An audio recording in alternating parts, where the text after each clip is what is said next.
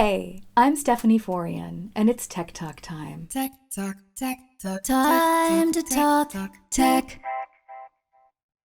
Welcome to my weekly web series on the techniques and technology behind the creative process.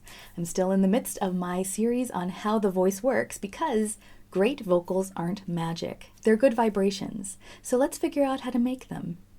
Last week's video was all about articulation, and I'll be sure to link that in the down bar for your reference. Today, we'll be talking about posture. Many people think of good posture as a rigid position we put ourselves into when we stand at attention. Shoulders back, chest out, tummy in, chin up. But when it comes to singing, oftentimes it's more beneficial to think of posture as more of a physical attitude than a static position. If we look at it more from a standpoint of trying to find a balance between tension and release, good posture becomes an exercise in discovering how to optimize the relationships between different parts of our body. For example, between the neck and the head, or the neck and the shoulders. Let me try to put this idea into the context of an everyday situation that many of us are probably familiar with, just so you can get a more concrete idea of what I'm talking about. Let's imagine someone sitting at a computer desk. Now, a posture that I often see when people are working at their computers is shoulders slouched slightly forward and their heads kind of get drawn towards the monitor as they get absorbed in whatever task they're doing. But let's actually take a closer look at this seemingly very normal posture. I'm going to turn to the side to show you. Now, let's start from a neutral position. And by neutral, I mean the spinal column is upright, the head is in a relaxed position, so it's not pushed forward, it's not pulled back, it's just kind of easily resting on the spinal column. The shoulders aren't pulled up, they're not pulled back, and they're not slouched forward. Everything's just kind of relaxed and in the middle. Now, if I isolate the shoulders and slouch them, let's watch what happens. So I slouch my shoulders forward, and all of a sudden I'm looking downwards. And how do I fix that? I fix that by tilting my head up. And now I can look back at my computer screen. But if you watch that movement, you'll notice that my neck elongates towards the front. So this is the neutral position. And when I slouch my shoulders down and then look back up at my computer screen, the back of my neck becomes shorter as the front of my neck elongates.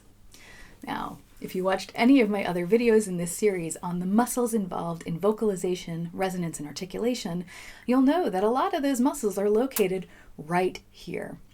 And you'll also know that these muscles aren't that big. And so if we elongate this part of the throat even a little bit, we're making things much harder than they need to be. We're making the movements much more dramatic, and there's just no need to do that. And this is just one of the reasons why posture is so important when we're talking about good vocal technique.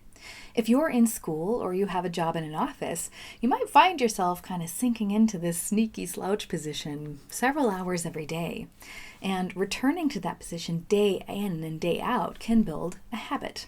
And that habit can be kind of hard to just simply shake off when you walk into the rehearsal room or take the stage.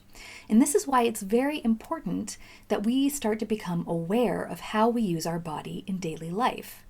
Because becoming aware of our habits is the first step in loosening their control over our vocal technique. The tricky thing about great posture is that it's not really a solid position that you can just remember and learn and then return to again and again. It's much more like a constant fluid search for your center of balance. It's about delegating more of the work to your skeletal system and less of the work to your muscular system. So what I mean by that is kind of finding ways in which you can move your bone structure so that it can support itself. And then you can just use your muscles to kind of fine-tune your balance. I'm going to try to show you what I mean in an exercise. To do this, you're just going to need something to sit on. It can be a chair, a table, the floor. You just want to make sure that the surface you're going to be sitting on isn't too soft, so you don't want too much padding, simply because it's easier to feel what I'm talking about if you can feel some resistance underneath you. If you're sitting down on the floor, you're going to want to sit with your bum on the floor, so sitting cross-legged would be a perfect position. And if you're sitting in a chair, you just want to make sure that both feet are planted solidly on the ground and that your legs are simply relaxed out in front of you.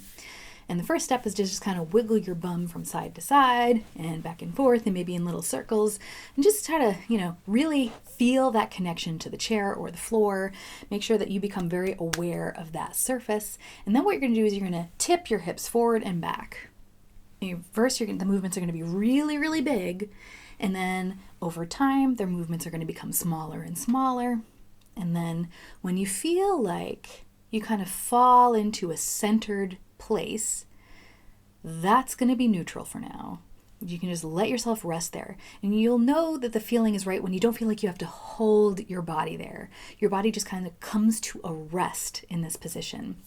And that you feel like you're very solid, like we've created a solid foundation. Once we have this solid foundation, the next step is to think about the spine.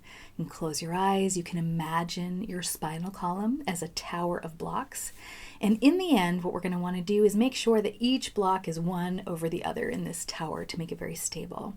But the first thing we're going to do is mess up this tower by arching forwards and backwards. And sometimes it helps to use the arms when we do this. So when I arch backwards, I'm going to pull my arms back. When I arch forward, I'm going to pull my arms forward.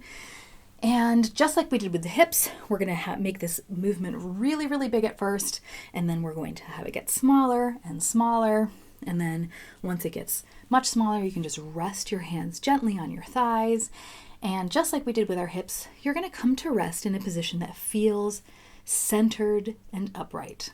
So as if you're not really holding much, you're just kind of letting your spine grow from that foundation we initially created. Then we're going to focus on the shoulders. You want to make sure that they're not pulled up high, that they're not pulled back, and they're not slouched forward, but just trying to imagine that they're falling and becoming ever broader. And the last step is we're going to focus on the head, and we're going to simply gently look up and look down.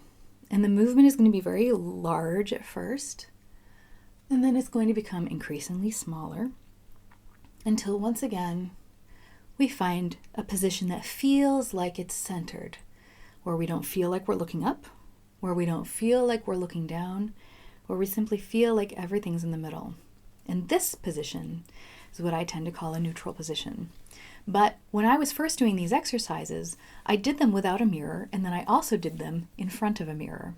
And it's funny because you don't always see what you feel reflected in that mirror. You often see remnants of your habits reflected back at you. Let me explain what I mean by that. I'm a relatively short person, and so that means I spend most of my day looking up at people when they talk to me. And that means that this to me feels like a very normal position. I'm used to looking up all the time. And so many times when I was initially doing these exercises, when I felt like I was in a neutral position, my head was actually still slightly tipped upwards because that's just so normal to me. But the reality is, if I really want to have my head neutral, this is much more neutral. And it's just kind of funny because this is actually what feels straight to me, even though this is actually a much more neutral position. So you can try doing this exercise in front of a mirror as well. You can do it with your eyes closed and then open your eyes and see what you find. Is your head tilted towards one side? Do you notice that one side might be higher than the other? Do you notice that your head is forward or back? Do you tilt up like me? Or are you tall? Do you tilt down? Everybody has their own habits, and so sometimes it's just fun to discover what they are, especially if you want to try to loosen their control over you when you're singing. Singing is an activity that involves the entire body, so posture is an integral element to good vocal technique. I hope that I was able to give you some deeper insight into that today. That's it for this video. Next week, I'll be talking about the breath. So if you don't want to miss that, make sure you subscribe.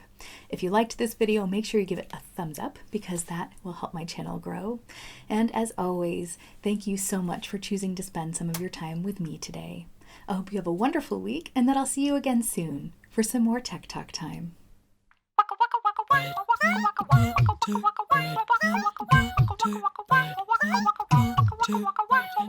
Yum yum.